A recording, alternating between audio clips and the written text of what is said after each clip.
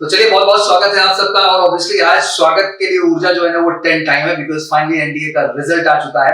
और मुझे लगता है ऊर्जा 10 टाइम हो जाना सबका लाजमी, बिकॉज 8,207 कैंडिडेट, मैं कह सकता हूँ 8,207 कैंडिडेट्स का सिलेक्शन होना अपने आप में एक बड़ा रिमार्क स्टैब्लिश किया, क्योंकि 18 अप्रैल को जो सिचुएशन थी और जिस तरह की परिस्थितियां क्रिएट हुई थी, बहुत सारे बच्चों को एग्जाम देने का मौका नहीं मिला। उसके भी बच्चों का बिल्कुल दोष नहीं, क्योंकि गवर्नमेंट कहीं न कहीं इस तरह का एक अफवाह, एक वर्जन फैल रहा था जिस वजह से एक दिक्कत खड़ी हुई थी। बट कोई बात नहीं बेटा, नेक्स्ट अपॉर्चुनिटी जो 14 नवंबर के लिए उसके लिए तैयार है। बट बहुत जरूरी है ताकि जो 8,207 बच्चे हैं, तो बहुत बहुत कांग्रेचुलेशन, बहुत बहुत बधाई आप सबको।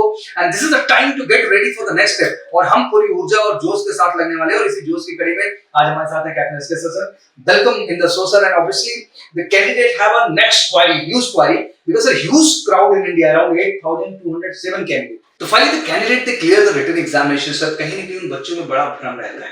We talk about the other entries sir, तो candidate have a lots of repeater entries because they are going for the graduation entry, so obviously they have already experience regarding SSB. But we talk especially about the NDA aspirants sir, so obviously it's the first time for them, so they have always lot of query and lot of question in their mind. तो obviously आज के session से sir मैं ये चाहूंगा कि इनके हर doubt, हर query को एक सॉल्यूशन मिले, और एसएसबी जो गाइडेंस का पॉइंट है सर वो हम कवर करें। तो सर थोड़ी बहुत बातें एनडीए एंट्री को लेकर के क्या आप कहना चाहेंगे? सर एनडीए एंट्री का सबसे बड़ा तो एडवांटेज यही देखते हैं सिलेक्शन बोर्ड में कि एज जो फैक्टर है, सबसे कम एज है, highest trendability points they are going to get. सबसे ज्यादा ट्रेंडेबिलिटी पॉइंट्स तो इन्हीं को मिल रहे हैं, 4 साल की ट्रेनिंग भी है। तो इनका जो आईक्यू लेवल अगर अच्छा है, सिलेक्शन बोर्ड एनडीए एंट्री में 4 चीजें बेसिक देखना चाहता है कि यंगस्टर के अंदर they need to be very much comfortable with language. 12th class student है, so he need to be very much comfortable.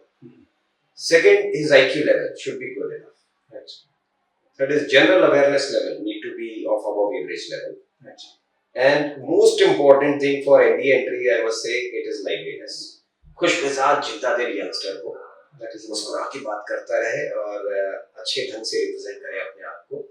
उसका जो एनर्जी लेवल है वो ग्रुप में एक समझ में आना चाहिए कि हाँ जी इसकी एनर्जी बाहर फ्लो होती है, दूसरों को एनर्जाइज कर सकता है, मोटिवेटिंग फैक्टर। एक लीडरशिप का ये प्रयास भी है कि once you enter the group you just create the positive fragrance around, और ये पॉजिटिविटी को क्रिएट करता है। तो 4 सब बहुत अहम फैक्टर आपने बताया, और मुझे लगता है कि ये एक डिटेल एस्पेक्ट है जिसको लेके हम बात करेंगे, डिस्कस करेंगे। बट सर ऑब्वियसली आज के सेशन से हमारी कोशिश तो यही है कि हम काफी कुछ यहाँ बताने की कोशिश करेंगे, बट सर इसके बावजूद बच्चों की बड़ी क्वेरीज रह जाती है, and obviously they want front to front interaction. तो इसीलिए हम लोगों ने फाइनली डिसाइड किया कि सर सैटरडे को, दैट मीन 3 जुलाई को हम कह सकते हैं 12 बजे हम सौरभ सर के ऐप पे आ रहे हैं। दैट मीन हमारा पर्सनल ऐप है जिसपे सब रजिस्टर करेंगे। आज इसके लिए इनको कमर्शियल्स भी लास्ट डे ही जा चुका है, और इस वीडियो के माध्यम से बताना चाहता हूँ बेटा फटाफट जाइए ऐप डाउनलोड करिए।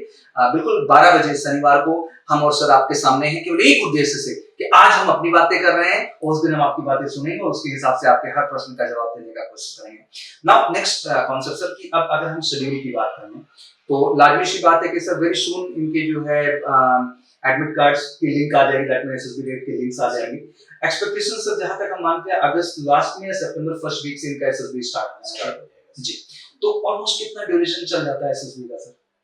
सर बड़ी एंट्री है, 8,200 से ज्यादा बच्चे पास हुए हैं जी, तो इनके लिए तो टाइम अच्छा मिलता है। तो मान के सकते हैं कि सितंबर अक्टूबर इनका एसएसबी जो है कंटीन्यूअस प्रोसेस में चलता रहेगा। तो चलिए ये बढ़िया बात है, और बेसिकली जनवरी बैच के लिए जा रहे हैं, तो सर इससे कोई दिक्कत नहीं, जनवरी बैच में प्रोसीड कर जाएंगे। चलिए बहुत बढ़िया। नाउ सर जो बच्चों का सबसे ज्यादा क्वेश्चन उसमें एक बड़ा फैक्टर आपने उठाया कि being a NDA aspirant sir awareness point से आपने कहा, और एक पॉइंट साथ में कम्युनिकेशन ऐड किया। सर अवेयरनेस की थोड़ी सी कमी है बच्चों में, रीजन जैसे बच्चे मेरे से डिस्कस भी करते हैं कि सर साइंस मीडियम से थे और बहुत फोकस था मेरे बोर्ड एग्जाम प्रिपरेशन की ओर, एंड पैरेलली सर कहीं ना कहीं जो है उस तरह का एनवायरनमेंट ही नहीं मिला जहां इतना जनरल अवेयरनेस पार्ट को लेके अपडेटेड हो पाए।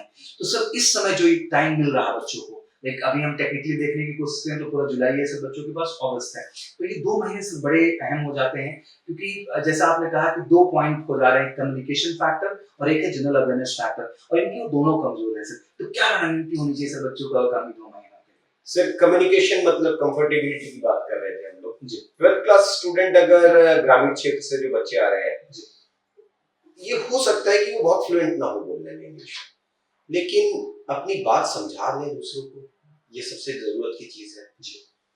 बिना स्ट्रेस के अपनी बात को रख सके। बहुत ज्यादा मायने तो इस चीज का आता है। दूसरा, what is happening all around them, आपके अगल बगल देश दुनिया में क्या चल रहा है उससे तो अपडेटेड रहे कम से कम। अगर न्यूज भी नहीं सुनना चाहते हैं, चलिए कोई नहीं कह रहा कि आप पूरे दिन न्यूज सुने, बट आजकल सभी के पास मोबाइल है जी, तो टाइम्स ऑफ इंडिया का ऐप डाउनलोड कर ले, सुबह उठ करके अगर 10 मिनट 15 मिनट वो देख सकते हैं कि हाँ क्या चल रहा है, व्हाट न्यू कौन, हाँ क्या न्यूज है आज की डेट में, तो इससे भी अपडेटेड रहेंगे, है ना। कोई they are not looking you as a master कि आपको बहुत कुछ पता हो, लेकिन आपके awareness, they are not saying general knowledge अच्छी होनी चाहिए, they are saying general awareness अच्छी होनी चाहिए, you need to be aware. अच्छा, इसमें एक पॉइंट बनता है sir, just general awareness part की जब हम बात करते हैं, इसका कोई रेंज डिसाइड होता है सर कि हमें नेशनल लेवल की न्यूज को अपडेट करना है, इंटरनेशनल न्यूज को अपडेट करना है, क्या बेसिक चीजें होती हैं जो जनरल अवेयरनेस के अंतर्गत वहां पूछी जाती हैं और क्या सब कवर करने की आवश्यकता है? पॉलिटिकल बहुत ज्यादा ना करें जी, नेशनल इश्यूज को बिल्कुल ध्यान रखें, इंटरनेशनल इश्यूज को ध्यान रखें जी, इसके ऊपर बिल्कुल एडिटोरियल पार्ट पढ़ सकते हैं ये लोग सर, इससे काफी चीजें कवर हो जाएंगी। अच्छा, एडिटोरियल से क्या बेसिक बेनिफिट क्या आ जाता है, मतलब किस तरह की चीजें कवर हो पाती हैं? सर थोड़ा सा ज्यादा लॉजिकल होकर के बात करेंगे, फैक्ट्स क्लियर हो जाते हैं इनके।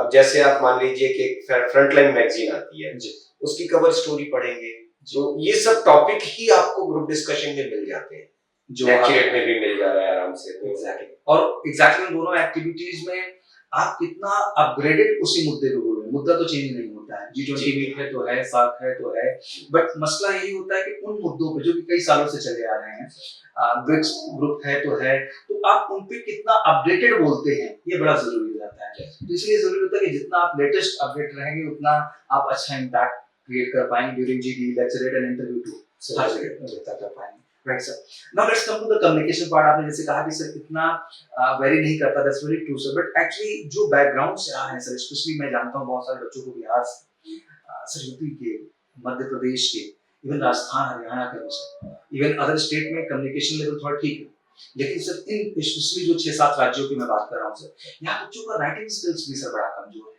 And obviously we talk about the screening part, चाहे वो हम स्टोरी राइटिंग से शुरू करें या फिर हम जो है पूरा साइकोलॉजी टेस्टिंग में चले जाएं, तो कहीं कहीं सर जो है रिटन कम्युनिकेशन का भी अच्छा होना जरूरी है, और ये बच्चों में लैकनेस है सर, तो क्या स्ट्रैटेजी होनी चाहिए सर इस सेगमेंट को बेहतर करने के लिए? लिखने की रोज प्रैक्टिस करें सर, ये लोग कम से कम अपने आइडियाज, क्योंकि बहुत सारे यंगस्टर्स को आप देखिए वो किताब पढ़ते हैं, किताब को ही लिखना शुरू कर देते हैं जो पढ़ा है उन्होंने। आप अपने विचार लिखना शुरू कर देंगे, उस दिन अपने इमेजिनेशंस भी बढ़ा लेंगे और राइटिंग तो आपकी इंप्रूव होगी। आइडियाज को रिप्रेजेंट कैसे करना है ये बहुत मायने रखेगा। आपने शाम को आप बैठे, आपको सिर्फ इतना ही लिख दिया आपने कि मैंने पूरा दिन कैसे बिताया जी, ये बस एक सिंपल बात है ना, और जो आपके कॉन्शियस से है। हाँ, तो उसमें आपको किसी किताब की जरूरत नहीं है जी, आपके अपने आइडियाज है, आपकी अपनी लैंग्वेज है जी, आप बुकिश लैंग्वेज से थोड़ा सा दूर हो जाएंगे और रिप्रेजेंट करना भी धीरे-धीरे आ जाएगा। इस कड़ी में मैं बढ़ ही रहा था सर एसएसबी प्रोस्पेक्ट से, तो कटाफ को लेके बड़ा प्रश्न रहता है बच्चों का अक्सर। तो आर्मी का कटाफ जैसे कि नीचे ही जाता है, बट पहले नेवी थोड़ा उससे ऊपर है, तो एयरफोर्स काफी ऊपर रहता है, बट अल्टीमेट सर रिटन का स्कोर आपका और आपके एसएसबी का स्कोर तो जुड़ता है, तब जाके फाइनली वो लिस्ट आती है जो फाइनल सफलता के लिए आपको। बच्चे बेसिक सर मार्क्स समझना चाहते हैं मोटा मोटा, इवन इनको पता है, बट एक मोटा मोटा मार्क्स क्या होता है कि अगर बच्चा सर 700 से अब स्कोर कर ले रहा है, इस बार तो बहरहाल 750 के आसपास वो स्कोर चला गया, तो कितना आइडियली मेंटेन करके चले, और एसएसबी का मार्किंग सिस्टम कैसे रहता है सर, और एसएसबी में कितना मार्क्स मैक्सिमम मिल सकता है बच्चों को? सर देखिए एसएसबी में 900 नंबर का रैंक है जी, तो उसमें से इनको जो मार्क्स मिलते हैं जी, ये 225 मार्क्स इसमें से हटा देते हैं, मतलब सिंस लाइक हर एक असेसर के पास 300 मार्क्स होते हैं इनको देने के लिए, but they will be giving them marks out of 225। वो 75 मार्क्स इनके ट्रेनेबिलिटी के लिए रोके जाते हैं, तो 75 रोक करके 225 फिर बन गए, जिसको बहुत जगह कॉन्फ्रेंस पॉइंट भी बोल देते हैं। और सबसे ज्यादा नंबर इनको उसी में मिलते हैं क्योंकि एज उतनी कम है इनकी, और अगर इकोनॉमिकल बैकग्राउंड, सोशल बैकग्राउंड उतना नहीं अच्छा है तो इनको ज्यादा चांसेस मिलेंगे। Depends on what is your IQ level, right. OIR 1 है, I will give you a simple example sir. अभी लास्ट एनडीए अगर आप देखेंगे तो एक बैच ऐसा था जिसपे झारखंड का एक लड़का रिकमेंड हुआ था and his father was daily wages labour and only boy to get recommended in that, And the reason behind that was his OIR was low. अगर इंग्लिश थोड़ी बहुत, जैसा आपने कहा झारखंड बिहार का बच्चा आता है, लैंग्वेज बहुत अच्छी नहीं है, OIR तो अच्छा होना चाहिए, आईक्यू लेवल अच्छा होना चाहिए। अगर IQ लेवल अच्छा है तो ग्रास्पिंग अच्छी है, 4 साल में आपको सिखाया जा सकता है, वो आप सीख जाएंगे। अब 225 225 225 675 नंबर में से आपको अगर 270 मिल रहे हैं तो आप रिकमेंडेड हो, खुद पे खुद रिकमेंडेड हो। 270 And a candidate should not get less than 240.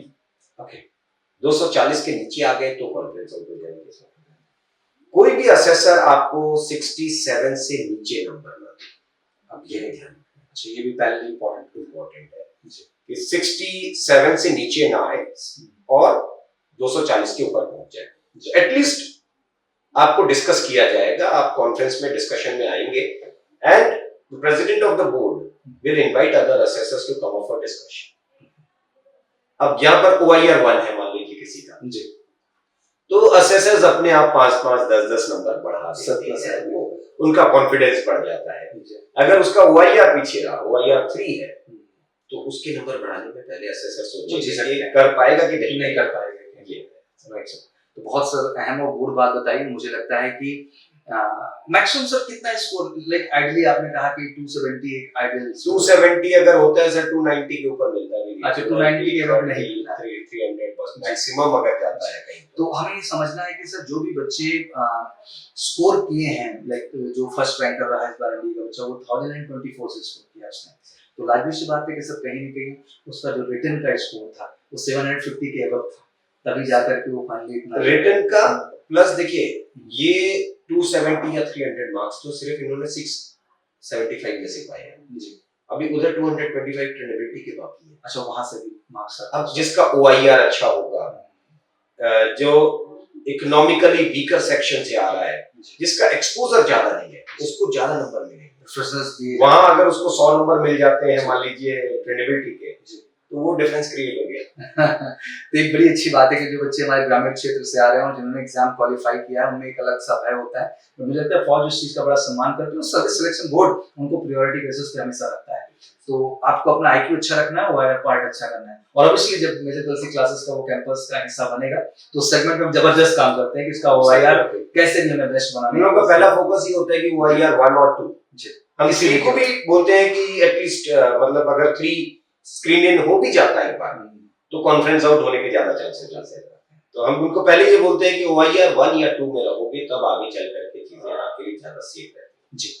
फिर बच्चों का सर जब हम स्कूलिंग से ऊपर आते हैं तो अगला पार्ट अहम हो जाता है सर की साइकोलॉजी को लेकर के। इन बच्चों को सर स्टोरी फ्रेमिंग जो एक सेगमेंट है उसमें बड़ा संशय रहता है, बिकॉज ये भी बहुत छोटे बच्चे हैं सर, तो इन्हें ये लगता है कि हाँ ये स्टोरी अच्छी है, स्टोरी अच्छी है, इनका खुद का जो क्रिएशन लेवल है सर वो थोड़ा कमजोर है।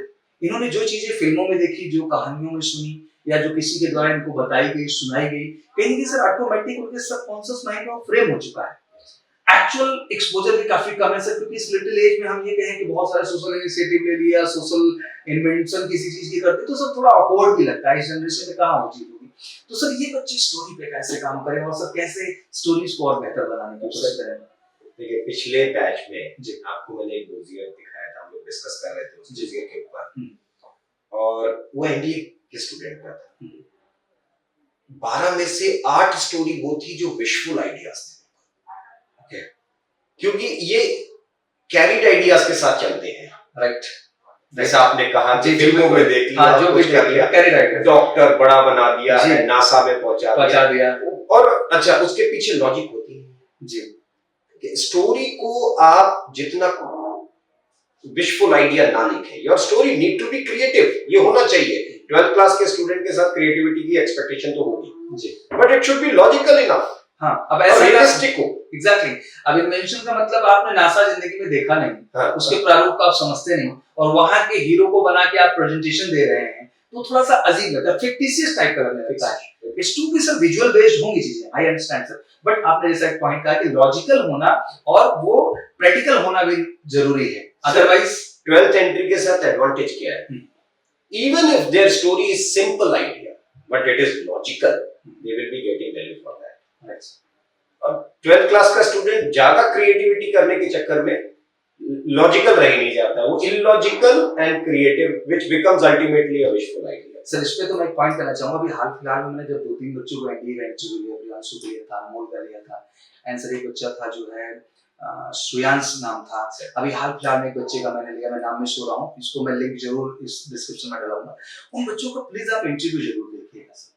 When I interacted to them, sir, this was okay, sir. They were from 10th plus standard, but the level of maturity I was really looking in them. It was beyond, sir. मुझे ये लग रहा था कि यार मैं खड़ा होकर तुमको सल्यूट करना चाहता हूँ।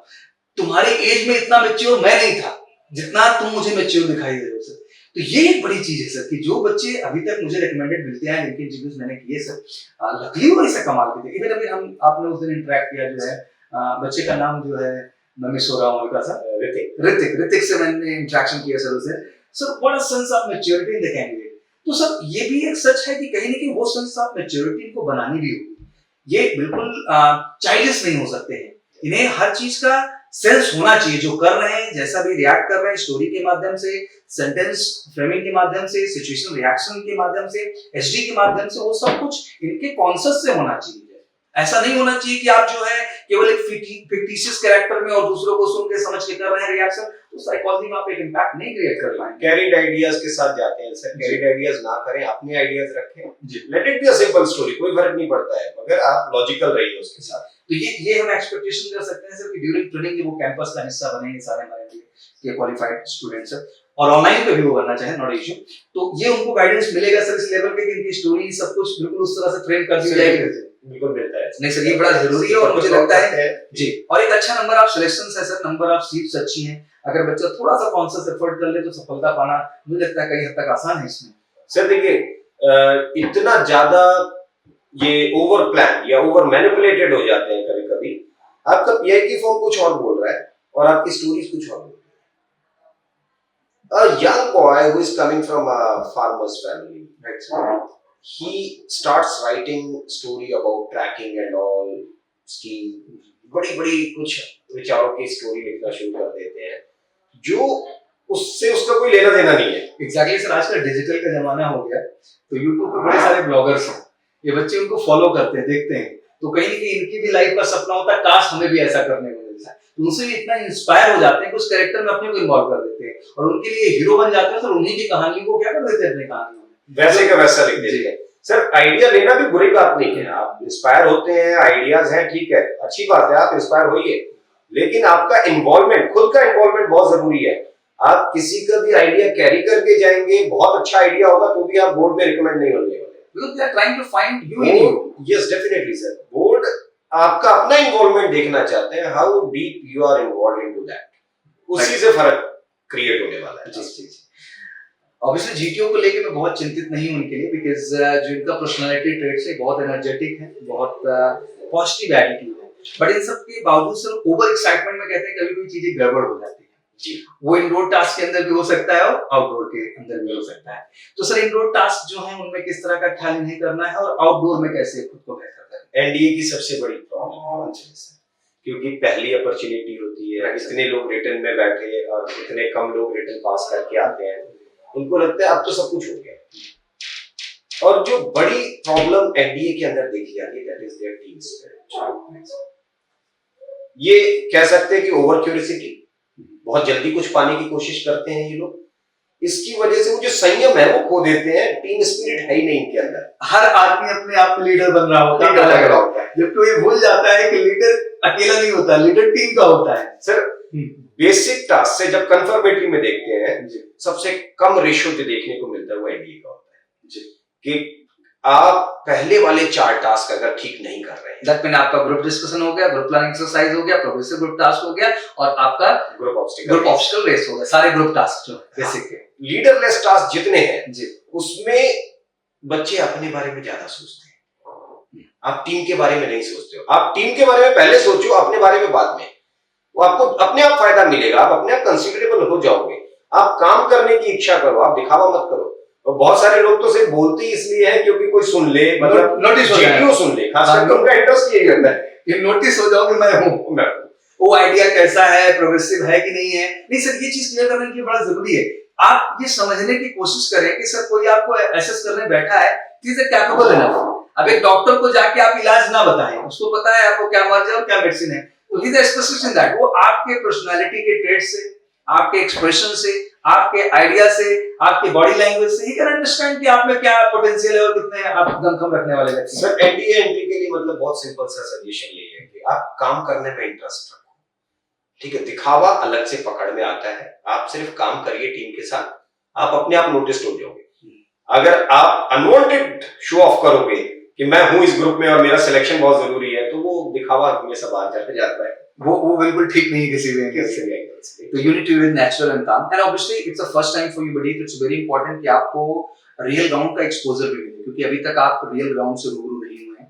And being a major Kalsi classes हम प्राउडली ये कह सकते हैं हमारे पास रियल जीटीओ ग्राउंड है, जहां एक्चुअल आपको ग्राउंड पे एक्चुअल प्रैक्टिस सेशन मिलेगा, पीजीटी का, एफजीटी का, सीटी का, एफजीटी का और सारे इंडिविजुअल ऑब्स्टिकल्स का। तो बिल्कुल आप आए हमारे एकेडमी के साथ एसोसिएट हो, वो चीज हम आपके लिए मतलब वहां पर करेंगे और हर चीज वैसे कराएंगे जैसे एक्चुअली आपके लिए होना चाहिए। अब आ जाता है सर पीआई पार्ट, और मैं इसको फाइनल पार्ट भी कहूंगा। जब पर्सनल इंटरव्यू की बात करते हैं सर, तो जो इंटरव्यू ऑफिसर होते हैं दे अंडरस्टैंड, बिकॉज़ वो तो हर एज बैकग्राउंड का इंटरव्यू ले रहे होते हैं। इन कैंडिडेट्स से उनकी एक्सपेक्टेशन लेवल किस तरह से होती है, किस तरह का एटीट्यूड एक्सपेक्ट करते हैं सर इन बच्चों से?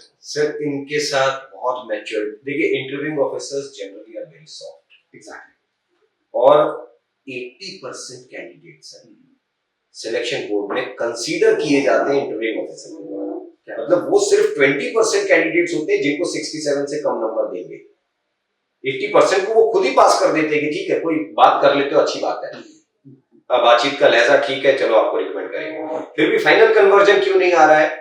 कहीं जीटीओ में प्रॉब्लम है, पहली बात तो। दूसरा, इंटरव्यूइंग ऑफिसर जिनको ड्रॉप कर रहे हैं वहां पे लिख देते हैं energy level is very low. एक 12वीं क्लास का यंगस्टर, राइट, अगर वो मुंह लटका करके बैठ जाएगा, स्ट्रेस्ड है, हकला रहा है, बार बार बात नहीं करना चाहता है, लाइवलीनेस की बात आ गई सर यहाँ से। एक ब्रिगेडियर रैंक ऑफिसर, एक full colonel rank officer 12th class के बच्चे से बात करना चाहता है, उनके बेटे, आप उनके जो बच्चे होंगे आपके आपसे ज्यादा बड़े होंगे। एग्जैक्टली, मैं तो कहूंगा नाती इतने बड़े हो गए होंगे, और आपको वो आपके साथ इंटरेस्ट से बात करना चाहते हैं, आप अपना इंटरेस्ट शो ही नहीं करना चाहते, आप स्ट्रेस्ड हो बिल्कुल, उनके अंदर इंटरेस्ट नजर आता है, आपके अंदर स्ट्रेस नजर आता है। होना उल्टा चाहिए कि आपके अंदर तो इंटरेस्ट नजर आना चाहिए, कम से कम आप इतने यंग हो। एग्जैक्टली, खुश होकर के बात करो, मुस्कुरा के बात करो, आपको इंटरव्यू में अच्छा फायदा मिलेगा। नहीं, बहुत बढ़िया सर, एक मतलब मूल मंत्र है, happiness is the key to success, ऐसे ही कहा गया है। और एक इंटरव्यू ऑफिसर खुद भी इतना मुस्कुराता है तो लाजमी सी बात है कि वो चाहता है कि सामने वाला भी मुस्कुराए।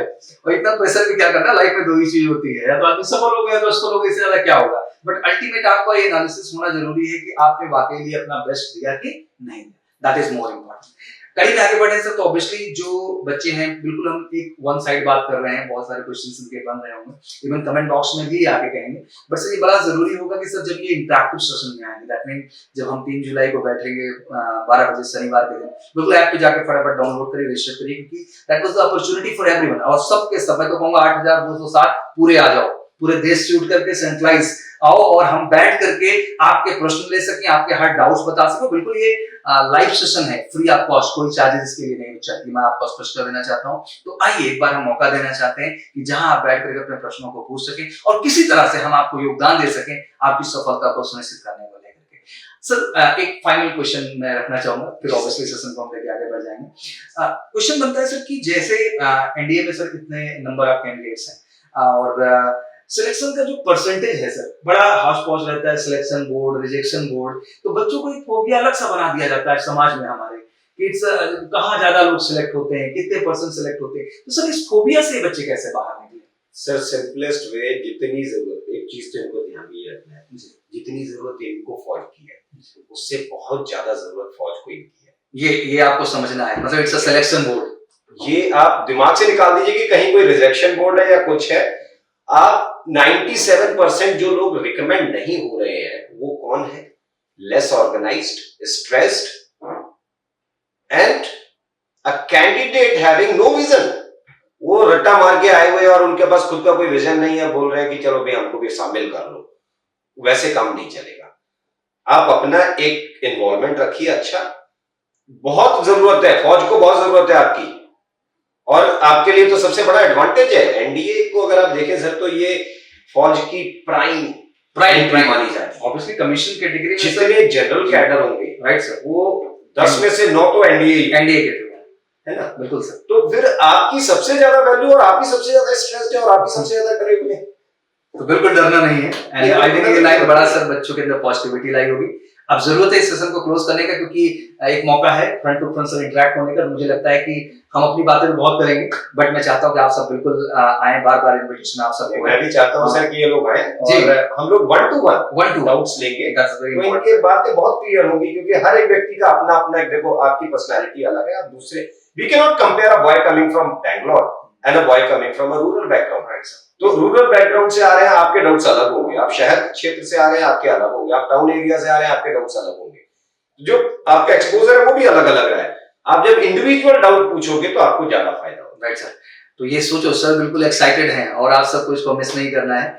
और 3 जुलाई को पूरा भारत में चाहता हूं सर, एक्चुअली ऑल 8270, मैं कहते हैं इस वीडियो को शेयर करो ज्यादा से ज्यादा, because I think it's the first time happening on the digital platform where the all aspirant getting direct opportunity. Sir ये पहली बार भारत में हो रहा है किसी भी एंट्री के लिए, स्पेशली मैं कहूंगा, और हम तो ऑलमोस्ट हर एंट्री के लिए करेंगे इस तरह की चीजें, जहां हम डायरेक्ट मौका दे रहे हैं बेटा आपको आकर के 1 to 1 बैठ करके अपनी सारी क्वेरीज को सॉर्ट आउट करने का, केवल एक उद्देश्य से कि आपके अंदर कोई भय ना रह जाए। अगर आपने उन 3.5 लाख 4 लाख बच्चों में अपनी जगह बनाई है, तो आप आगे उन 400 सीट्स में भी जगह बनाने के लिए डिजर्व करते हैं। और उस प्रोसेस में, उस तैयारी में जिस तरह के योगदान, सहयोग, गाइडेंस की जरूरत होगी, हम बिल्कुल पूरी तन मन धन के साथ तैयार हैं। तो सर कुछ लाइनें इनके इन्विटेशन के लिए और लास्ट मोटिवेशन सर इनको कुछ दीजिए जरूर। As a youngster believe on yourself, that is the best thing what I can say to you sir.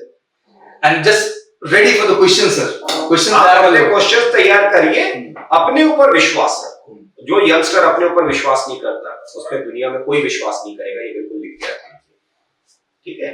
और अपने डाउट्स के साथ मिलते हैं फिर लाइव टू लाइव, जो अपना लाइव 3 जुलाई होगा 12। और बस कुछ नहीं करना है, ऐप पे सिंपल जाना, रजिस्टर करना, उसमें लिंक आपको लाइव का आ जाएगा न्यूज सेक्शन में, बस वो क्लिक करें। 12 बजे हम सब आमने सामने होंगे और बहुत सारी बातें होंगी। Thank you so much sir, it was lovely interaction. मुझे लगता है कि कई बारीक बातें हुई इनके सामने, बट अभी बहुत कुछ बाकी है जो हम उस दिन करने वाले हैं। It will be very precious. तो पूरा भारत चाहिए मेरे को, फटाफट वीडियो को शेयर कर दो ज्यादा से ज्यादा। और मैं चाहता हूं कि पूरा इंडिया का जो 8260 बच्चा क्वालिफाइड है, वो इस ऐप पे आकर के कहीं लिखे डायरेक्ट अपने हर प्रश्न को पूछ करके अपने आत्मविश्वास को बेहतर बनाएगा और आने वाले एसएसबी में सब कमाल करके अपनी सफलता को संचित करके दिखाएगा। तो thank you so much again, welcome all. 3 जुलाई 12 बजे दिन शनिवार, ऑब्वियसली सौरभ सर के ऐप पे। Thank you so much, wish you good luck. जय हिंद, जय भारत।